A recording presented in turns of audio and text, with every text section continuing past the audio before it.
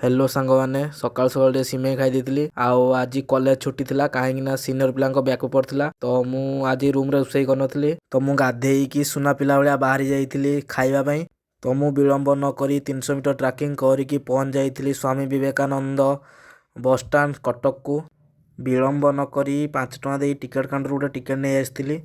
तो ये आज देखिली लंबा लाइन लगी 100 जन पछे ठिया होती किसी समय ठिया होला पर फाइनाली मो टाइम आसला मु भितर को एंट्री करथिली भितर लोक किसी लग्जरी होटल ठारू भी किसी कम नथिला विलंब न करी कि पाखरे थिबा मिशन शक्ति कैफे रु 5 टଙ୍କା देकी लेंबू लंका काकुड़ी नहीं आसती तो मु खाईदे बाहर को पलि आसली तो देखिली एबे भी लंबा लाइन लगी कथारे अच्छी सस्ता पछरे लंबा लाइन बहुत बीजेडी एंड बीजेपी सरकार को बहुत बहुत धन्यवाद कहीं बीजेडी सरकार या आरंभ करते बीजेपी सरकार एवं चलाउछंती तो मु खाईदे मो रूम को पलि आसली जदि वीडियो भल लगे लाइक शेयर एंड सब्सक्राइब करिया भूलिबेनी।